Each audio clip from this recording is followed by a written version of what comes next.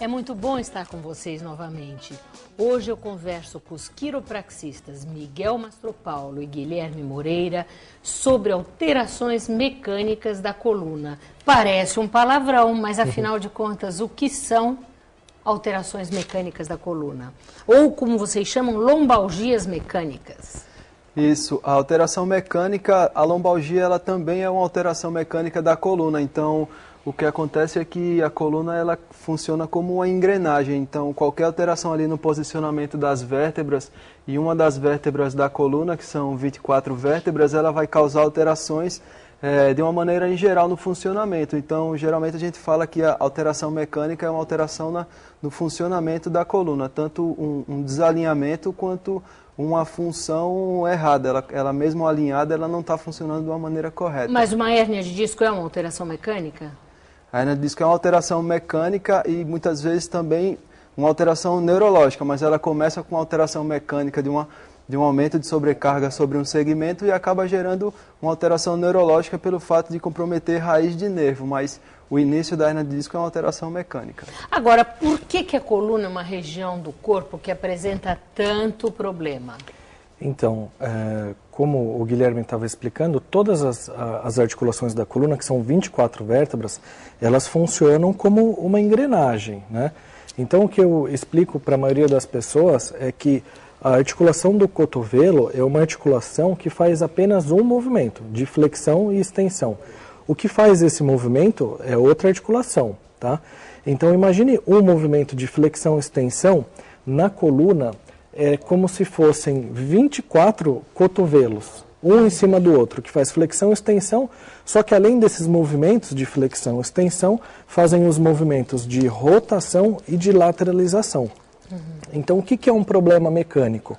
Um problema mecânico é quando uma dessas articulações, por diversos motivos, pode ser uma queda, até mesmo quando criança, né? Temos milhares de quedas quando estamos começando a andar, até se formar, né?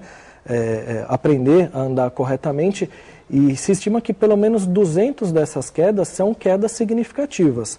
Então isso significa que uma dessas articulações, ou até mesmo a articulação sacroiliaca, né, que aqui popularmente o pessoal chama como cadeira, isso pode ter um desvio de alguns milímetros. E esses desvios de alguns milímetros vai fazer com que o corpo entenda que esse ponto tem um problema, e isso vai gerar dor. Então tem tantos problemas porque são muitas articulações que fazem muitos movimentos. Agora, que outras dores nas costas podem, vamos dizer assim, são parecidas com essas dores mecânicas?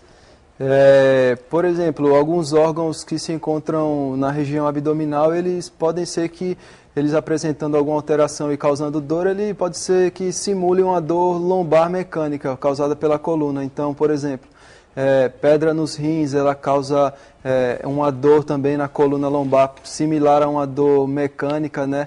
Por exemplo, cólicas abdominais também geram alguns sintomas de lombalgia, de dor na coluna. Então é importante a gente saber também fazer um diagnóstico que a gente chama de diagnóstico diferencial. Então saber fazer quais testes para que a gente consiga descartar algumas possibilidades que podem gerar o mesmo sintoma para poder chegar no diagnóstico mais correto. Agora, o que causa essas alterações mecânicas?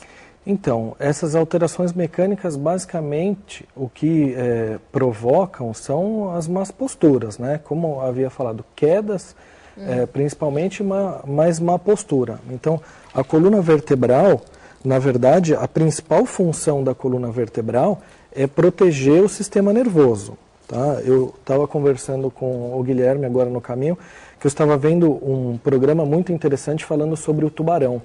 O tubarão praticamente ele tem a mandíbula, né, o crânio e a coluna apenas como ossos, o resto é tudo cartilagem. Então o tubarão ele está deitado, né, e a coluna vertebral dele, as vértebras, servem para proteger a medula espinal, que é por onde passa todas as informações do cérebro para todo o corpo. Então isso faz os movimentos semelhantes, né, ao do tubarão. Só que a gente tem um pequeno detalhe, que além de proteger o sistema nervoso e os movimentos, nós somos bípedes. Então a coluna ela acabou adotando 3 curvaturas fisiológicas, que é a curvatura da coluna cervical, da dorsal e da lombar.